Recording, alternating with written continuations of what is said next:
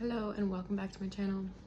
I've been called to do a share this morning, and I almost did one when I first woke up because I was just like wanted to share my process, and I was still in such a deep process, and I didn't want to share from the place that I was in because there was some energy that I still had to alchemize and transmute and to work with. And I woke up like in the thick of it as I was like in this deep process throughout my sleep. And I'm on day 10 of my own juice fast as I'm also guiding clients through theirs. And so much is coming up, as juice fasts always bring up so much to the surface and clear so much. I'm noticing so much clearing from childhood, so many emotions, so many old patterns, so many old conditioning, like conditioning big time, and all of the emotions around that conditioning that were still in my body, like anger and frustration and like disappointment, all coming up to the surface to be cleared. And yeah, it's been intense.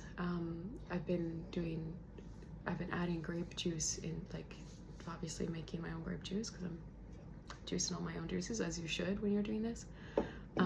But I added in grape juice intuitively not that long ago, and it's been like rapid shift in stuff. Like grapes are the highest vibrational fruits and the most detoxing. They're very astringent fruits.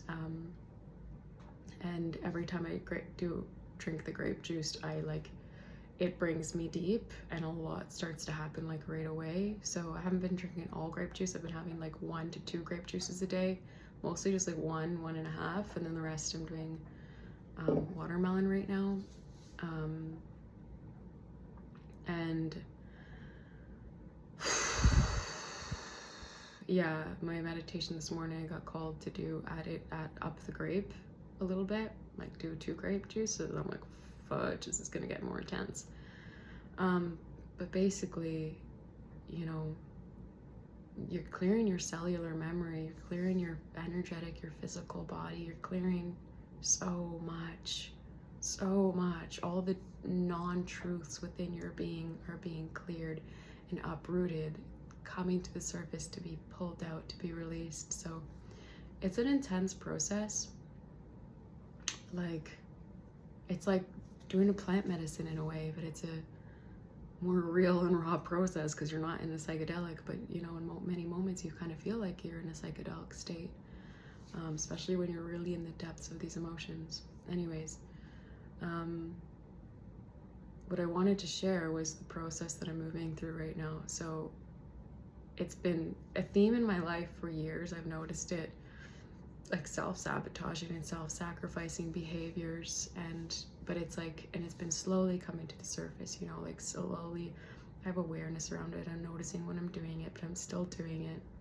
And then recently, you know, I did a 11-day juice fast, and then I was called to stop, and then I took a break, and then I was working a lot with clients, so I didn't really have the space to be doing a juice fast myself at that time. And then I got called into a 10-day just mono eating. I ended up doing 11 days of just mono eating watermelons. And I did that, and a lot was coming to the surface too. And then, you know, I again got called to stop that. So stopped that on 11 days. And then had a gap, and now called back into this. And through those processes, each time it was like amplifying this energy of self-sacrificing and self-abandoning and wearing the weight of the world on my own shoulders, as if I was responsible for healing the world, as if I am responsible for fixing and helping and saving everybody, which is that's the wounded healer. And you know, I've carried this imprint with me my entire life, and it's been a heavy burden to carry.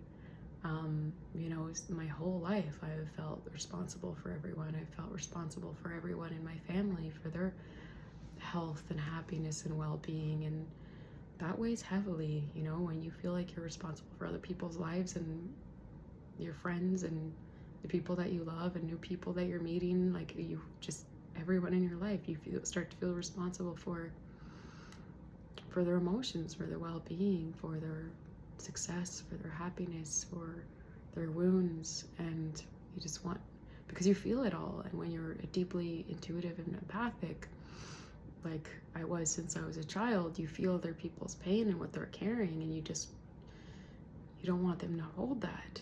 You want them to be happy. You want them to be light. You want them to be free. So you want to help.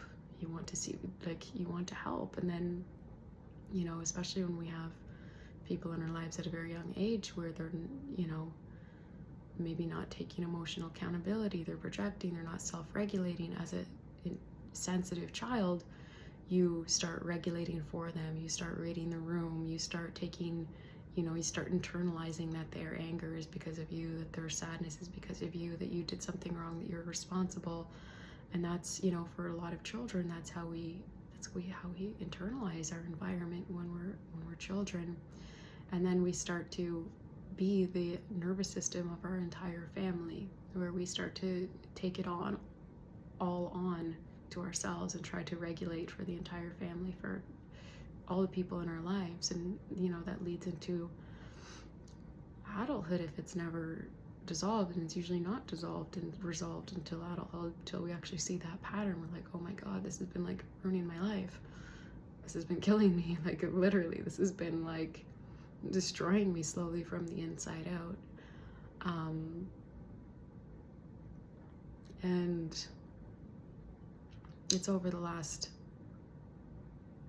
couple weeks, even like the last like couple months, but especially the last couple weeks, as I'm in like the depths of this fast, and I'm being asked to choose myself, like deeply choose myself. And I've made a few decisions over the last couple months that were deeply choosing myself, even if it hurt other people, even if it made other people have stories about me or against me.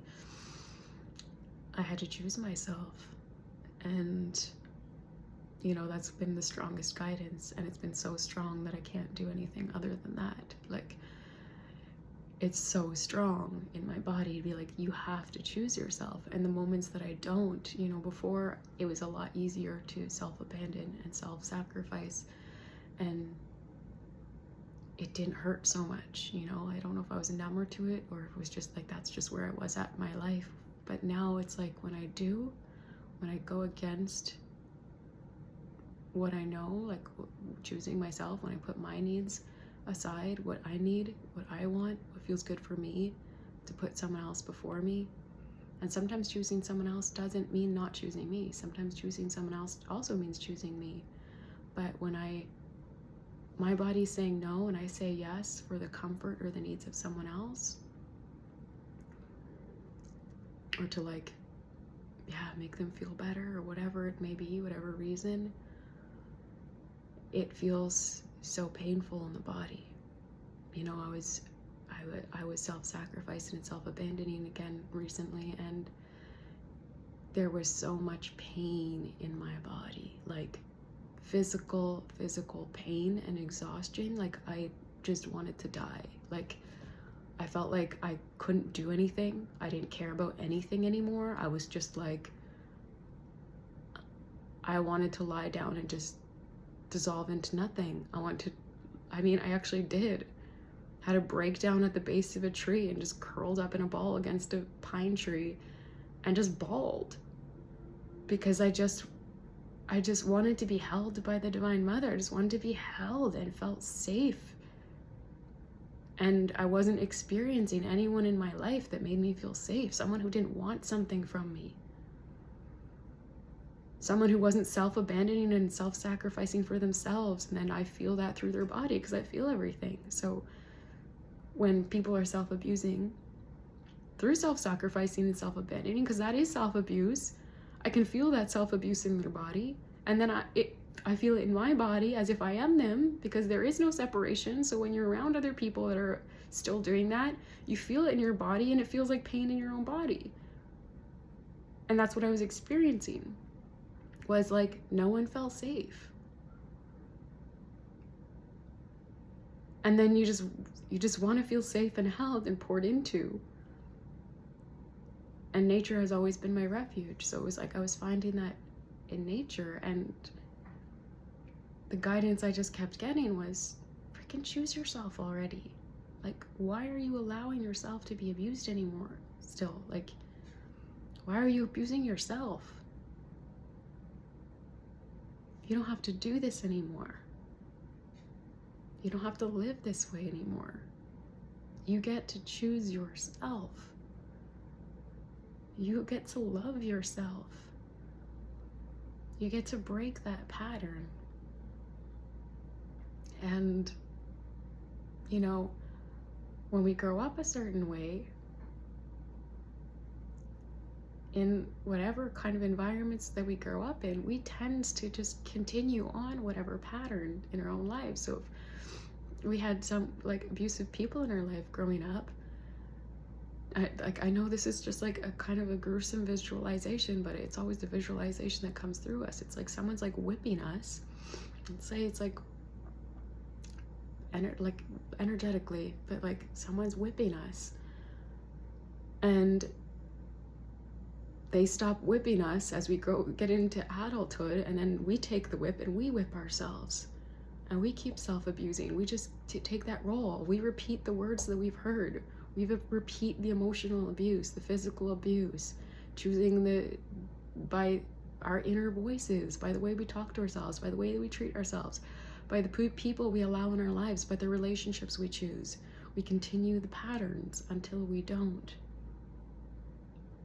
And man, I've broken so many patterns, but this one is such a big one. This is, I would say, one of my biggest patterns for sure. My biggest like things that I've known it for so long, and it's been so hard to break. And it's been years and years, man, my entire life I've been breaking this pattern since my teenage years, with dating abusive people over and over and over again, and then just choosing myself over and over again. And so in jobs where it was like I wasn't being treated well, I wasn't being paid fairly to leave and stuff, like in so many different areas of my life, my entire life I've been on this journey of choosing myself. And still, you know, I'm in my 30s now, and I'm still on that journey.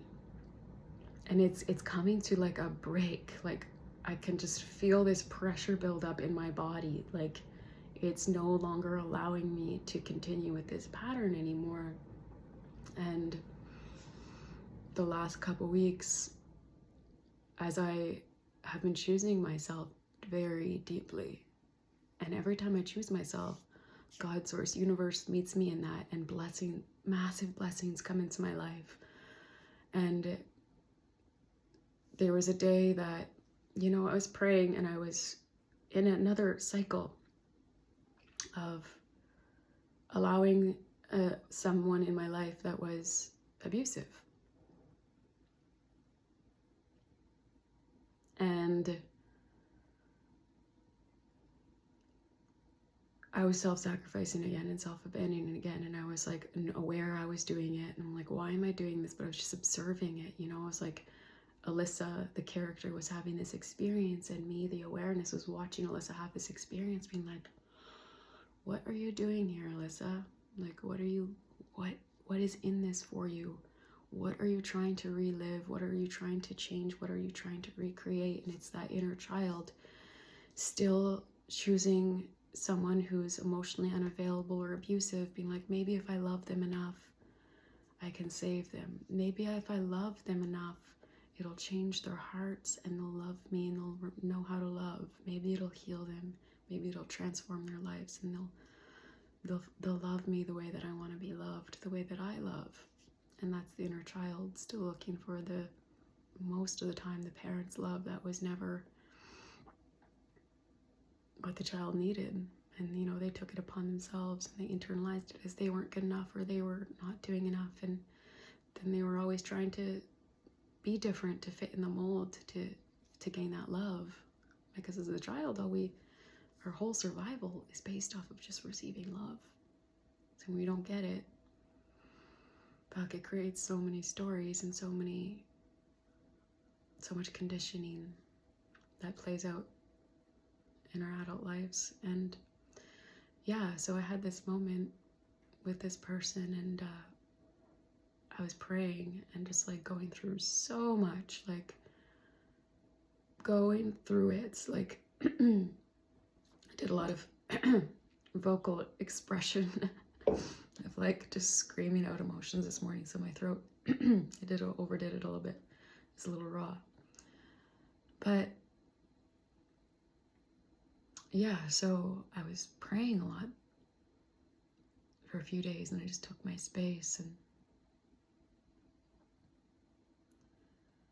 I was just like calling on my ancestors and on the angels and on the unseen realms for support and guidance, as I was like, what the fuck am I doing? How is this still a pattern repeating in my life? How at this point in my journey am I not loving myself more?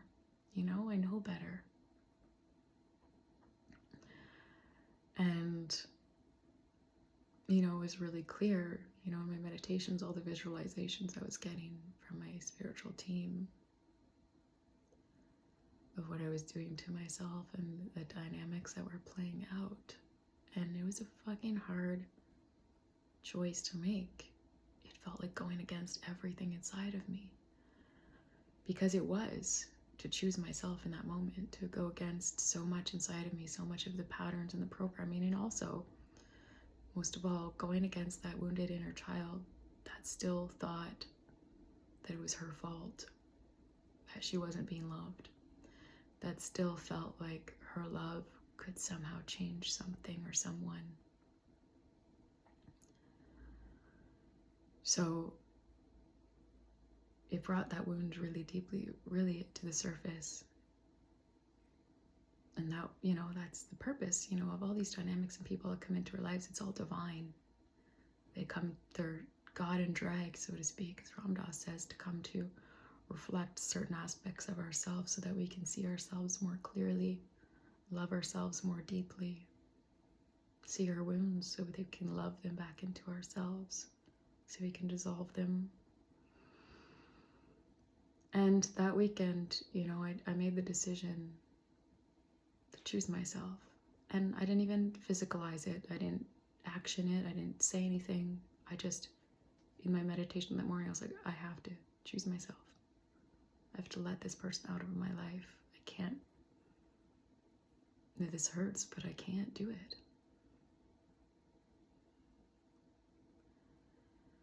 And the moment I chose that, something shifted inside me. I didn't even have to say anything yet, didn't have to do anything. It was just like I chose it, and I let that sit in my body all day. Just being like, I'm sorry. Sorry. Please forgive me, body. Please forgive me all the aspects of myself. And I just sat with that decision. And it was so uncomfortable to sit with that decision of knowing I was going to release this person out of my life and let myself sit with the discomfort and all the stories that came up with it. All the contrasting beliefs and thoughts and feelings of like, no, you're making a mistake. No, you just have to love more. No, you just have to accept more.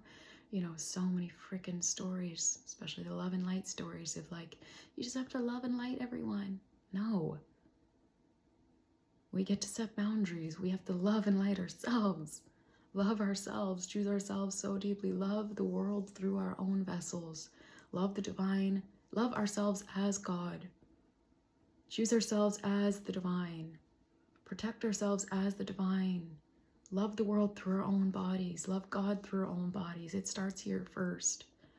And fudge, that is hard because, man, we've been programmed so deeply. I don't know about anybody else, but so many times growing up, I heard the word selfish. Over and over and over again. It was drilled into my head that if I chose myself or did something for myself, I was selfish. And I know this is like a pattern through the generations, that the reason why it's said to us, because it's probably been said to them. So it's not about blame or anger or like any of that. It's just recognizing with loving awareness and dissolving the freaking stories that aren't true. It is not selfish. It is the deepest act of devotion to devote to yourself, to love yourself, to choose yourself.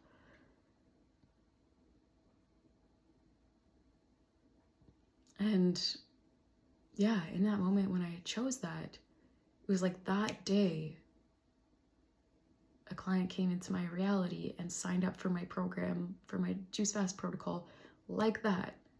Like, saw my value, saw me as the being that I am, invested in me and invested in himself, showed me what was possible, that there are other beings that are willing to invest in me and themselves, that are loving themselves and choosing themselves enough to invest in themselves in the way that I have been investing in myself. No, it's not comfortable just drinking juices for 40 days. But that's how deeply I love myself, and I keep choosing myself and keep rising. And I get to have people that are choosing themselves as well in my life. I get to have people that are loving themselves in my life. And that was the massive shift that happened with me choosing myself in that moment. I was like, no, I can't do this anymore. Chose myself. This client came in, this beautiful client came in that reflected so much for me and was just like the confirmation that I made the right choice and the blessing that I received from choosing myself. It felt like universe meeting me halfway, being like, yes, this is what happens when you keep choosing yourself. When you pour into yourself, God pours in, the universe pours into you, because everything's a reflection. When you're leaking your energy everywhere and all these people and places that aren't honoring it and respecting it, and they're just leaking it on the floor anyways, universe is not going to pour into you because you're leaking the energy. You're not honoring and respecting what is being given. So when you love yourself and you honor and respect yourself and what you give, that reflects in your reality. And that is the confirmation I received through this client. And it's just been like, every time I choose myself in these small ways or big ways, I get stuff like that, little confirmations, blessings, where universe meets me halfway, God meets me halfway. And, you know, it's since last summer, I kept getting that message was choose yourself and everything else will work itself out. Just keep choosing yourself. Just keep choosing yourself. Just keep choosing yourself.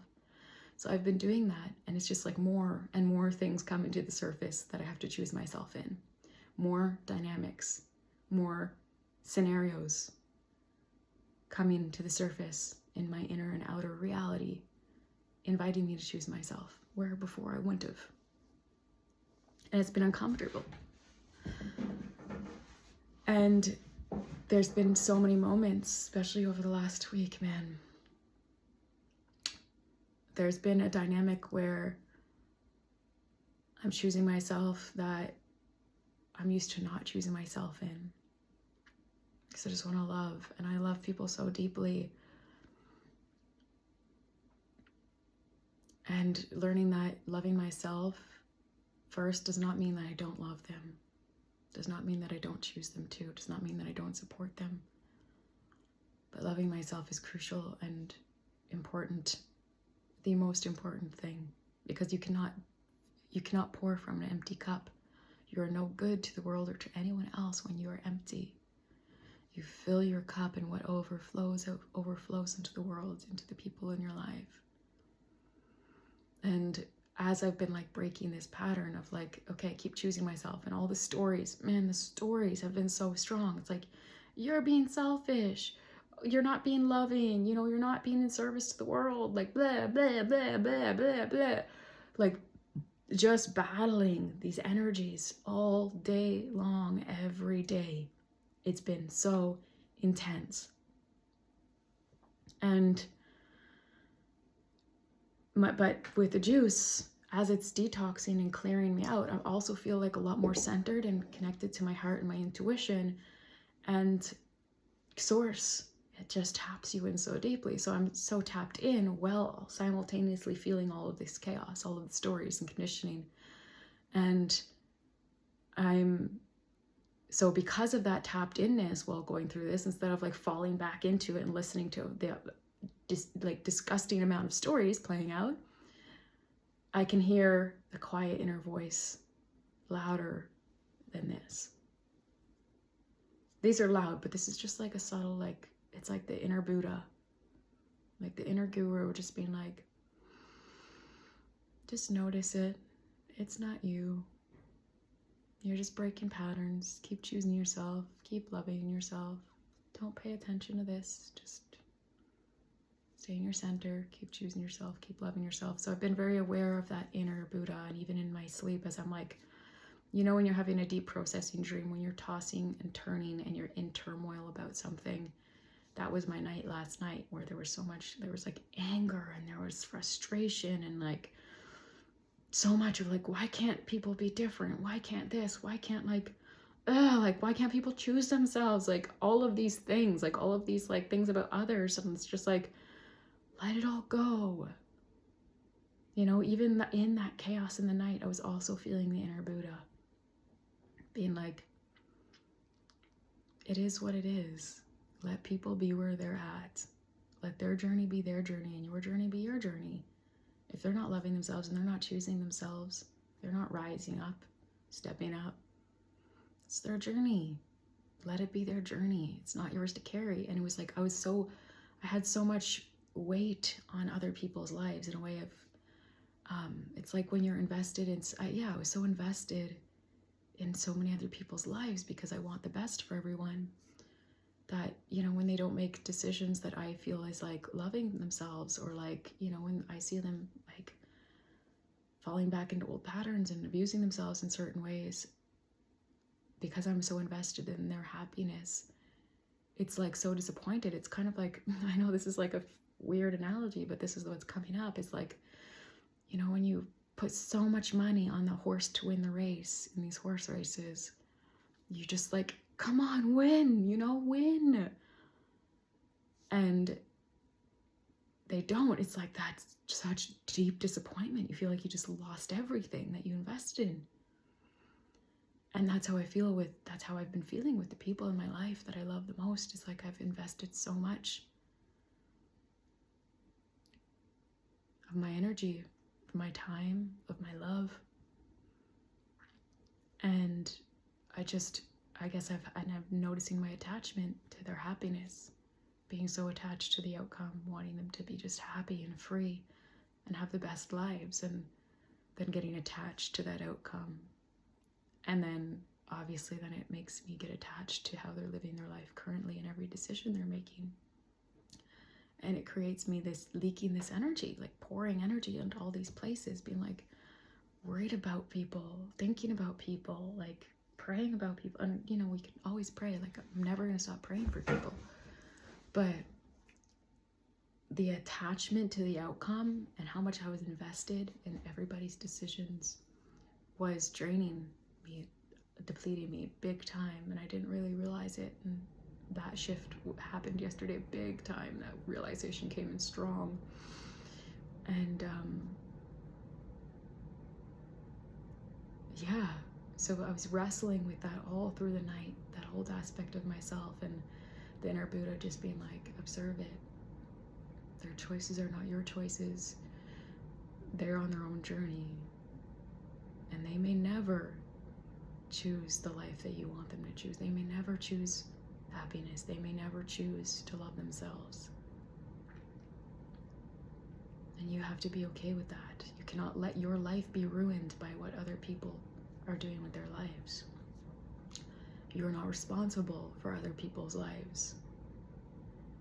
And that's where the weight was. And a friend said yesterday, you know, I was talking to a friend yesterday about this, and he said he literally nailed it on the head after I was in this big process all day, and then he confirmed it and was like, I think that was where this comes from, is like feeling responsible. And I was like, yes. Yes.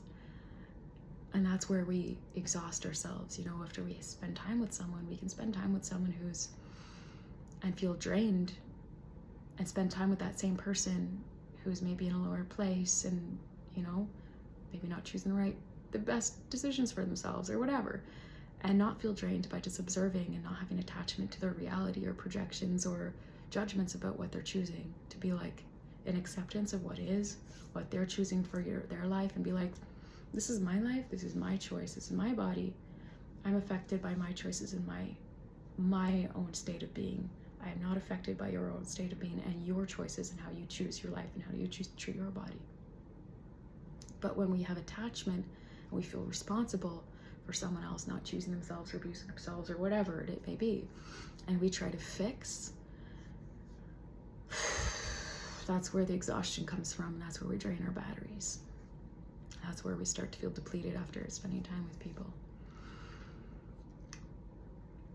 And yeah, so that was like an aspect of it, is like, just accept, Alyssa. Let people be where they're at. Accept reality as it is. Change what you can change, what is in your power, what is in your hands, which is your life. Not all aspects of it, but what is in your hands. Focus on that. Focus on your life. Focus on yourself. And yeah, it's been like breaking so much, especially around self-worth. Like last night after I drank the grape juice, I was like so nauseous, and I felt like, oh my God, I felt like I just took like a psychedelic or something. There was so much happening in my solar plexus, and I was like, it was strong. And I've done a lot of medicine. I can handle a lot of strong emotions, a lot of strong energies, and it felt like that, where it's like when you're in a ceremony and you're like, this is too much, like, oh my God. I was experiencing that last night. I was like so uncomfortable in my body with what was shifting in my body and all the energies I was feeling. And yeah, it's been intense. So this morning, like a big part of my process after waking up, feeling all the energies and the emotions and the stories of yesterday and just the last weeks of like the turmoil of like, you know, waking up with literally voices in your head.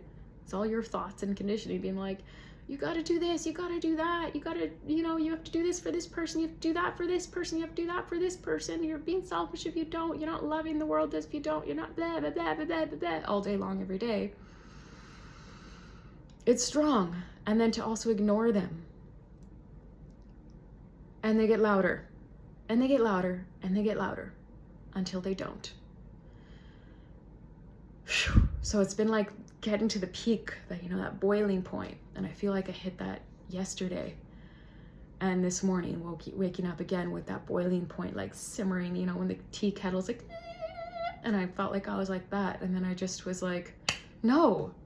You know, in my meditation, I was doing my meditation. I was just like, it was so strong. The inner Buddha was like, you have to love yourself. You have to love yourself. You get to be happy. You do not have to carry the weight of the world on your shoulders anymore. You are not responsible for other people's lives. You are not responsible for other people's emotions. You are not responsible for other people's self-sacrificing and self-abandoning. It was never yours to carry. It was never yours to carry. Those words came through a ceremony a year ago when I had a massive ceremony around this. You know, this has been such a long unraveling, this theme of choosing self, choosing love, choosing devotion to self. And those words came through, and I had a whole like transmission and download around that one line. It was never yours to carry. It was never your story to carry. It was never your story to carry. It was never your story to carry. It was never yours to carry. And those were the lines that came through the strongest in that ceremony that have stuck with me since. And they came through again this morning in my meditation. It was never yours to carry. The parents, the siblings, the friends, all of the emotions that you wanted to fix, all of the burdens that you wanted to take on so people wouldn't feel them, all the wounds that you felt that you just wanted to heal, all the people that you felt were sad and you just wanted to be happy. It's never your responsibility. You were just a kid. And you had a right to just be a kid and be happy, and you didn't really allow yourself to be because you felt so responsible.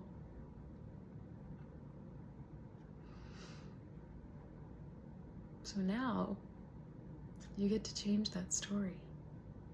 You get to rewrite that story. You get to give yourself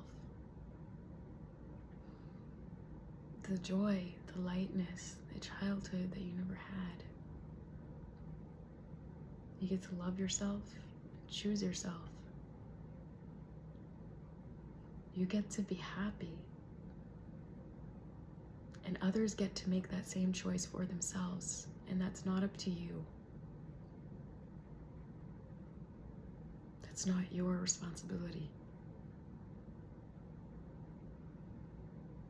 And by you choosing yourself and being happy, it's like the kid playing in the sandbox, and this is the image that I'm getting right now. It's like that, I'm seeing my inner child. It's like playing in the sandbox, being so bright and happy, and then these other kids standing outside of the sandbox with like these rain clouds above their head, and they're sad and they're miserable. But they could literally choose just to come join you in the sandbox and play and be happy, but they're not. But they're also carrying the same stories that you once did. It's a choice. And fudge, it is not an easy choice. It is an easy choice, but it comes with a lot of facing a lot of stories and conditioning. But it's possible to dissolve, and it dissolves as we choose ourselves over and over again. And those voices of the conditioning and the programming fade more and more. They get quieter and quieter. So this morning, massive breakthrough as I chose myself, as I internally chose myself and felt that version of me that just like always wanted to, the truest version of myself that was free, that was joyful, that was happy. Before I was like, dang, why is everybody not happy? How can I make everyone happy? How can I fix everyone? And this morning I did a lot of the work of dropping that weight. Another layer of dropping that weight. Of setting it down. Like, I will pray for the world. I will pray for my friends. I will pray for my family. I will pray for the people that I love, that I don't know and that I know. That may we all be happy and free. But I will no longer take on the stories of others as my own. I will no longer carry the weight of the world on my shoulders. I will no longer self-sacrifice or self-abandon for others. Because others are me. So the most loving thing I can do for others and for the world is love me. Because when we love ourselves, that ripples out. The greatest leaders are the ones who are embodying that love, that self-love. To be a leader in this new earth is not to, be the guru. It's to become the guru. It's to become that embodiment of self-love, of walking the walk, not for everyone else. You're not doing it for anyone else. You're doing it for yourself. And then you becoming a living embodiment template that ripples out into the collective field and shifts so much in the collective field, in the lineages. That itself is devotion. You just choosing yourself ripples out. It's so powerful. You don't need to do anything else. That is devotion. That is living in Dharma. That is living in service. Choose yourself. Choose your own dreams. Follow your dreams. Live your life. Choose your life. Choose your dreams. Stop putting yourself last. Stop putting your dreams on the back burner. in the name of service, in the name of devotion. No. Devotion is following those dreams, those seeds that the divine planted in your heart. Follow your bliss. That is life moving through you. Let that energy move through your body in whatever ways you want to, and in whatever ways that feel so blissful to express yourself in, with music, with writing, with art, with whatever it is that you do that makes you happy, or that you don't do, but you want to do, that thing that's been in your heart since you were a child. Your inner child has all the secrets, has all the answers, has all the keys to your dreams, to your happiness, to your fulfillment. They knew the truth before the conditioning of the world tainted you. Release the conditioning in the stories and come back to the inner child. You know, the Bible says you must be like a child to enter the kingdom of God. And for me, I truly know that this is what it means when we return to our child. When we are like children again, we are in heaven. We are in heaven. Heaven on earth is accessed through that frequency, through the inner child, through the divine child. Before the world spoke lies, conditioning and programming, lies that the child eventually believed. I mean, yeah. It is safe to choose yourself. It is not selfish. It is loving the world. It's the most loving thing you can do, to love yourself and choose yourself. So to those who are doing this work and loving themselves and choosing themselves, like, I honor you. I love you. I respect you. Thank you for doing this work. It is not easy, especially when you have so many voices from your lineage, from the ancestors, from people in your life telling you otherwise.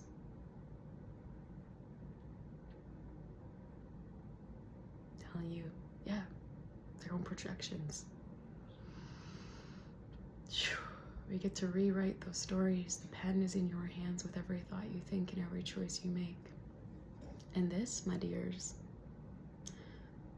juice fasting has been one of the most self-loving things I've done for myself. You know, plant medicine has made massive impacts in my life and led me to this. But this, to invest in yourself in this way,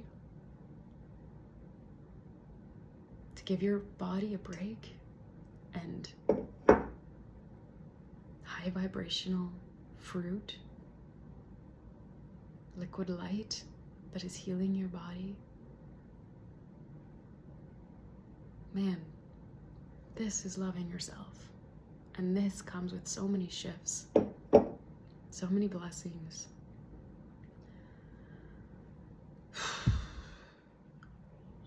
And a lot of inner work.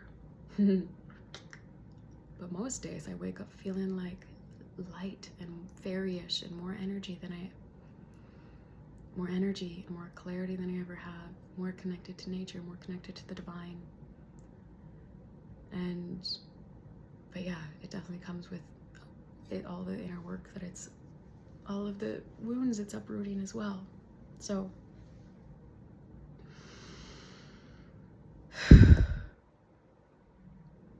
yeah, I think that's all I have to share today.